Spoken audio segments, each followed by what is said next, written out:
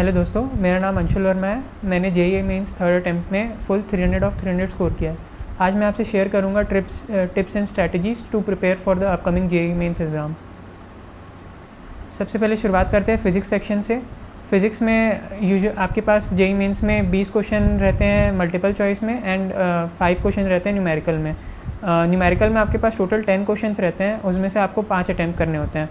तो सबसे पहले तो आपको क्लियर स्ट्रैटेजी होनी चाहिए कि मुझे कौन से 5 न्यूमेरिकल अटैम्प्ट करने हैं। आपको वही अटैम्प्ट करने चाहिए न्यूमेरिकल जिनमें आपको पूरा फुल कॉन्फिडेंस हो और जिसको मैं पता हो कि मैं पूरा इसे कर सकता हूँ, कैलकुलेशन एरर्स को अवॉइड करते हुए। फ़िज़िक्स की प्रिपरेशन के लिए मैंने बुक्स यूज़ करी थी एच.सी. वर्मा एंड जो मॉड्यूल्स हमें कोचिंग से मिली थी वो मैंने यूज़ की थी फ़िज़िक्स की प्रिपरेशन के लिए। ऑन एन एवरेज डेली मैं फ़िज़िक्स को 3 to 4 आवर्स देता था। उसके अलावा फ़िज़िक्स में मैंने असाइनमेंट सॉल्व किए एंड यूजुअली बुक से थ्योरीज़ आपको थोरो होनी चाहिए फ़िज़िक्स के लिए। फ़िज़िक्स में जेईई मेंस के लिए स्पेशल जो टॉपिक्स होते हैं जैसे सेमीकंडक्टर्स हो गया या फिर ट्रांजिस्टर्स हो गया, उसके लिए आपको एनसीईआरटी थोरो होनी चाहिए। अब हम आते हैं नेक्स्ट सेक्शन मैथमेटिक्स में। मैथमेटिक्स सेक्शन में आपको चैप्टर जैसे अलजेब्रा, उसके लिए आपको चाहिए होगा कि इक्वेशन सॉल्विंग स्ट्रैटेजीज़ आपकी अच्छी होनी चाहिए। कैलकुलेशंस एंड सिली मिस्टेक्स को अवॉइड करते हुए इक्वेशंस के साथ खेलना, ये आपको पूरी अच्छी तरीके से आना चाहिए। कैलकुलस थोड़ा सा टफ टॉपिक है, उसमें बच्चों को काफ़ी दिक्कत भी होती है, तो उसके लिए मैं कहूँगा कि आप बेसिक से स्टार्ट कीजिए। कैलकुलस में बेसिक लेवल से आप पूरे एनसीईआरटी को कंप्लीट कर लीजिए and then it would be good for you. उसके अलावा हम कोऑर्डिनेट ज्योमेट्री में आते हैं। कोऑर्डिनेट ज्योमेट्री रिलेटिवली ईजी होता है, उसमें बस आपको प्रैक्टिस मोर चाहिए। मैंने मैथमेटिक्स सेक्शन के लिए बुक्स प्रेफर करी थी जैसे एस.एल. लोनी, उसके अलावा मैंने पियर्सन की बुक्स भी सॉल्व की थी, तो इससे आपको काफ़ी क्वेश्चंस का कलेक्शन मिल जाएगा। लास्ट हम आते हैं केमिस्ट्री सेक्शन में, जो सबसे इम्पॉर्टेंट सेक्शन होता है जेईई मेंस के लिए। केमिस्ट्री में आपको काफ़ी सारे याद करने वाली चीज़ें मतलब रटने वाली चीज़ें याद करनी होती हैं। इसके अलावा आपको केमिस्ट्री तो वैसे 3 सेक्शंस में डिवाइडेड है, organic, physical and inorganic. Organic chemistry में आपको रिएक्शन मैकेनिज़म्स थोरो होने चाहिए, सारे रिएजेंट्स के यूज़ पता होने चाहिए, उनकी क्या क्या खासियत होती है, टेम्परेचर के साथ कैसा उनका डिपेंडेंस होता है, टेम्परेचर चेंज करने पर या कोई रिएक्शन कंडीशन चेंज करने पर उनमें क्या इफ़ेक्ट पड़ता है। ये चीज़ आपको एनसीईआरटी से पूरी अच्छी तरीके से प्रिपेयर कर लेनी चाहिए। फ़िज़िकल केमिस्ट्री में 2 सेक्शन आते हैं, एक तो आता है थ्योरेटिकल पार्ट और न्यूमेरिकल पार्ट। थ्योरेटिकल पार्ट आपको चैप्टर्स जैसे सरफेस केमिस्ट्री, उसके अलावा हो गया आपका केमिकल काइनेटिक्स एंड उसके बाद आपके जो सॉल्यूशंस वाले चैप्टर हैं उसमें आपको थोड़ा सा थ्योरेटिकल पार्ट ज़्यादा चाहिए होता है। रेस्ट फिज़िकल केमिस्ट्री में ऐसा न्यूमेरिकल का मोर वेटेज होता है, तो उसमें आप जस्ट न्यूमेरिकल के क्वेश्चंस की प्रैक्टिस कर लीजिए। एनसीईआरटी एग्जाम्पलर और एनसीईआरटी के इंटेक्स क्वेश्चंस मोर देन सफिशिएंट होते हैं फिज़िकल केमिस्ट्री के न्यूमेरिकल्स के लिए। इसके अलावा आप बुक्स प्रीफर कर सकते हैं जैसे कि पियर्सन, उसकी भी काफ़ी अच्छी क्वेश्चंस की कलेक्शन होती है। और मैं आप सबसे यही कहना चाहूँगा आने वाले जेईई मेंस के लिए कि आप बिल्कुल कॉन्फिडेंट रहें, अपना 100% दें, बिल्कुल भी चिंता मत कीजिए, अच्छी तरह प्रिपेयर होके जाइए और अपना बेस्ट दीजिए। मैं आपसे ये शेयर करना चाहूँगा कि मेरा डेली रूटीन क्या था, किस तरीके से आप हर एक दिन को डिवाइड करें डिफरेंट सब्जेक्ट्स में। उसके अलावा आपको कितना टाइम किस सब्जेक्ट को डिवोट करना चाहिए, रिक्रिएशनल एक्टिविटीज़ के लिए आप क्या कर सकते हैं। तो ऑन एन एवरेज मैं डेली 3 आवर्स देता था मैथ्स को, 3 आवर्स देता था फिज़िक्स को एंड 3 आवर्स देता था केमिस्ट्री को। इसके अलावा मैं जेईई मेंस के प्रीवियस ईयर पेपर्स जो 3 घंटे के होते थे उन्हें सॉल्व कर लिया करता था, तो इससे क्वेश्चंस की काफ़ी अच्छी प्रैक्टिस हो जाती थी एंड क्वेश्चंस के टाइप पता चल जाते थे कि किस तरह के क्वेश्चंस आ रहे हैं। अगर आपको किसी क्वेश्चन में दिक्कत जा रही है तो फिर आप उसका वापस से रीड करके उसे दे सकते हैं। तो प्रीवियस ईयर क्वेश्चन से आपको काफ़ी फ़ायदे होंगे अगर आप जेईई मेंस के प्रीवियस ईयर क्वेश्चन सॉल्व करेंगे। उसके अलावा अभी जो 3 अटैम्प्ट्स हुए हैं उनके क्वेश्चंस भी आप रोज़ सॉल्व कर सकते हैं, उससे आपको काफ़ी अच्छा आइडिया हो जाएगा कि जेईई मेंस में किस तरह के क्वेश्चन आते हैं। इसके अलावा मैं आपसे ये शेयर करना चाहूँगा कि कितने सिली मिस्टेक्स कहाँ हो सकती है किसी क्वेश्चन में और उसको आप अवॉइड करने के लिए क्या कर सकते हैं। देखिए, यूजुअली केमिस्ट्री में हमारे साथ ये होता है कि हम कहीं पर क्वेश्चन रीडिंग पर गलती कर जाते हैं, जैसे कई जगह पर लिखा रहता है बॉन्ड स्ट्रेंथ, बॉन्ड लेंथ या फिर बॉन्ड ऑर्डर, तो इनमें बच्चे काफ़ी बार कंफ्यूज हो जाते हैं या फिर क्वेश्चन किसी वजह से गलत रीड कर लेते हैं, तो उसमें मार्क्स लूज होने के काफ़ी चांस होते हैं।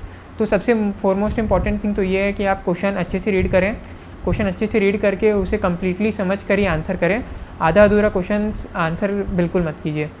उसके अलावा कैलकुलेशन मिस्टेक्स काफ़ी बार बच्चों की हो जाती है, तो कैलकुलेशन करने के बाद आप एक सरसरी उसे चेक कर ले कि मैंने कहीं कुछ फैक्टर मिस तो नहीं कर दिया, उसके अलावा मैंने कहीं प्लस और माइनस की गलती तो नहीं कर दी, क्योंकि बच्चे इसमें काफ़ी सारे मार्क्स लूज़ कर जाते हैं कैलकुलेशन मिस्टेक्स की वजह से। यूजुअली आपको 3 to 4 आवर्स की सिटिंग अगर आप देते हैं तो वो मोर देन सफिशिएंट होती है। उसके बाद आपका थोड़ा ब्रेन एग्जॉस्ट भी हो जाता है, तो आपको रिक्रिएशन की काफ़ी ज़रूरत पड़ती है।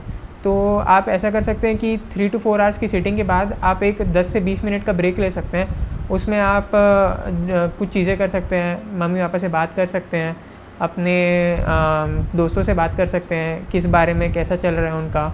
तो ये काफ़ी इंपॉर्टेंट होता है, ये बूस्टअप देता है आपको आगे अगले नेक्स्ट आपकी सिटिंग के लिए। तो breaks are very important I would से।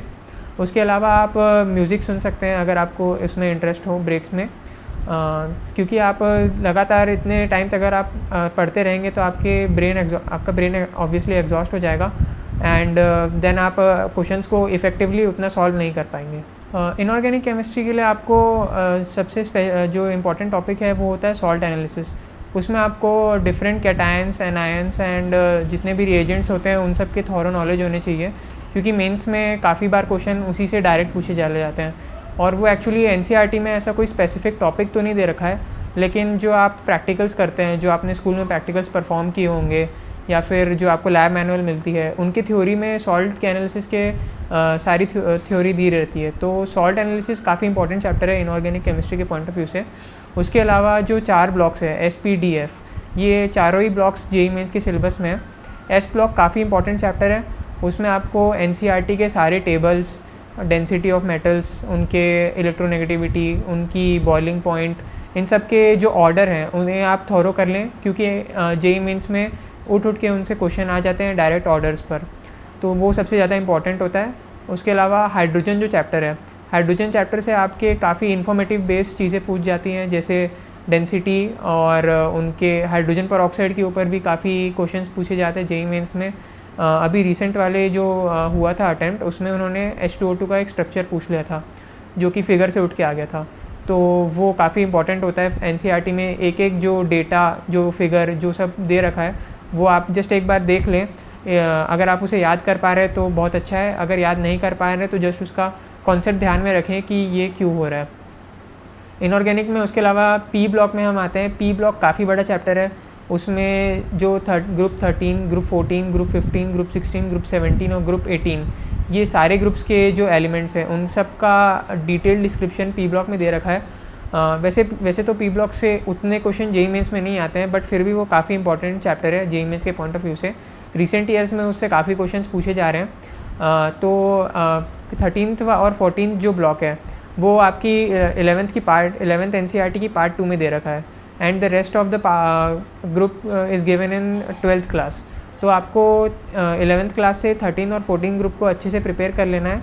12th में आपको नाइट्रोजन फैमिली, ऑक्सीजन फैमिली, उसके अलावा हैलोजन फैमिली और नोबल गैसेस, इन तीनों में आपको सारे टेबल्स, उन सब के एग्जिस्टेंस, वो उन सब के जो ओर्स हैं, जैसे कि first for example nitrogen family में क्या फ्लोरापेटाइट और एक दे रखा है, उससे एक क्वेश्चन आ गया था जेईई मेंस पर।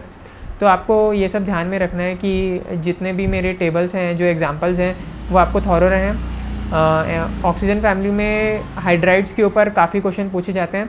उनके ऑक्सीजन के हाइड्राइड्स जैसे H2O, H2S, H2Se, H2TE etcetera, इनके ऊपर काफ़ी क्वेश्चन आ जाते हैं। इनके बॉन्ड एनर्जी, इनकी बॉन्ड स्ट्रेंथ, उसके अलावा इनके रिड्यूसिंग नेचर, इन सब के ऊपर काफ़ी क्वेश्चन जेईई मेंस में आ जाते हैं। नाइट्रोजन फैमिली से भी काफ़ी क्वेश्चन आते हैं जेईई मेंस में, स्पेशली नाइट्रिक एसिड पर, जो काफ़ी ज़्यादा इंपॉर्टेंट रिएजेंट है सॉल्ट एनालिसिस के पॉइंट ऑफ व्यू से भी। नाइट्रिक एसिड आपको पूरी थॉरो होनी चाहिए उसकी रिएक्शंस, क्योंकि वो जेईई मेंस में एक्चुअली उसे किसी कंबाइंड क्वेश्चन के फॉर्म में भी यूज़ कर लेते हैं। फिजिकल केमिस्ट्री के किसी क्वेश्चन में वो उसे स्टोशियोमेट्री के क्वेश्चन के फॉर्म में दे सकते हैं नाइट्रिक एसिड की रिएक्शन, और अगर आपको वो रिएक्शन पता नहीं है तो आप उसे सॉल्व नहीं कर पाएंगे। तो इस वजह से आपको नाइट्रोजन फैमिली भी थॉरो होने चाहिए। नोबल गैसेस में आपको रिएक्शंस तो उतनी ज़्यादा नहीं होंगी, हाइड्रोलिसिस की काफ़ी रिएक्शंस होंगी ज़ेनॉन की, वो आपको एक बार जस्ट रीड कर लेना है, उसमें उनके कोफिशिएंट्स क्या होने चाहिए, स्टोशियोमेट्री ऑफ रिएक्शन, वो बस आप थोरो कर लें उसके अलावा जो यूजेस होते हैं, जो हाइड्रोजन के यूजेस, नोबल गैसेस के यूजेस, ये आप एक बार देख लें क्योंकि जेईई मेंस में यूज़ का काफ़ी क्वेश्चन आता है। उसके अलावा 11th और 12th के टॉपिक्स जो रहते हैं वो जेईई मेंस में मोर और लेस इक्वली डिवाइडेड रहते हैं। ये होता है कि 12th से केमिस्ट्री का पोर्शन ज़्यादा आता है, मैथमेटिक्स और फिज़िक्स इक्वली डिवाइडेड रहते हैं 11th और 12th से। चैप्टर्स जैसे कोनिक सेक्शन और उसके अलावा जो मेंस के जो मैथमेटिक्स में जो मेंस के स्पेशली स्पेसिफिक चैप्टर्स रहते हैं जैसे कि लॉजिक, उसके अलावा स्टैटिस्टिक्स, ये सारे चैप्टर्स जो होते हैं इनके अलग से एनसीईआरटी में क्वेश्चंस दिए हुए हैं, उन्हें आप प्रैक्टिस कर लीजिए तो वो काफ़ी फ़ायदेमंद होगा। इन सब क्वेश्चंस में आपको मार्क्स लूज़ करने का स्कोप रहना नहीं चाहिए क्योंकि ये क्वेश्चंस काफ़ी आसान होते हैं इनमें, लेकिन एरर्स की काफ़ी ज़्यादा गुंजाइश हो सकती है, तो आप उसे मिनिमाइज़ तभी कर पाएंगे जब आप अच्छी प्रैक्टिस रखेंगे इन क्वेश्चंस में। आने वाले जेईई मेन सेशन के लिए मैं आपको यही बोलूँगा कि आप अपने डेज़ को एक पर्टिकुलर उसमें डिवाइड कर लीजिए टाइम शेड्यूल में, कि मुझे इतने आवर्स ये सब्जेक्ट देना है, इतने आवर्स इस सब्जेक्ट को टाइम डिवोट करना है। प्रीवियस ईयर क्वेश्चन जैसे मैंने पहले मेंशन किया है वो सॉल्व करते रहिए। उसके अलावा आपके जो जेईई मेंस के जो इस साल के 3 अटैम्प्ट के पेपर हो चुके हैं वो आप सॉल्व करेंगे ही। हमारे सेकेंड अटैम्प्ट से पहले बोर्ड एग्ज़ाम्स के लिए भी हमें प्रैक्टिकल्स के लिए स्कूल जाने पड़े थे, तो आपको टाइम मैनेजमेंट तो काफ़ी ये देना पड़ेगा। स्कूल्स के अलावा आप अपने जो सेल्फ स्टडी का टाइम है उसे भी अच्छे से डिवाइड करें। स्कूल में भी आपको काफ़ी कुछ सीखने को मिलेगा, जो आप प्रैक्टिकल्स परफॉर्म करते हैं लैब में या फिर जो भी आपकी जो थ्योरी आपको स्कूल में पढ़ाई जाती है वो मोर और लेस सेम ही होती है जेईई के लिए। जेईई में आप ऐसा कुछ अलग से नेसेसरी नहीं है। एनसीईआरटी जो सारा सिलेबस रहता है एनसीईआरटी बेस्ड ही आता है, बस उसमें थोड़े क्वेश्चंस के लेवल डिफ़िकल्ट कर देते हैं। उसके अलावा जेईई में ऐसा कुछ हार्ड एंड फास्ट वो नहीं है कि किसी बुक से आएगा या वो। सोशल मीडिया के बारे में मैं आपसे ये कहना चाहूँगा कि जितना हो सके आप उसका मिनिमम यूज़ करें, क्योंकि एज़ अभी कोविड पैंडमिक सिचुएशन में आप उसे कम्प्लीटली अवॉइड नहीं कर सकते, क्योंकि क्लासेस आपकी ऑनलाइन ही चल रही होंगी या फिर जिस तरीके से भी आप प्रिपेयर कर रहे होंगे उसमें आपका ऑनलाइन कोचिंग या फिर ट्यूटोरियल या फिर कोई भी आप जो भी वीडियोस देखते हो यूट्यूब पर उसमें आपको उसका यूज़ करना पड़ रहा होगा।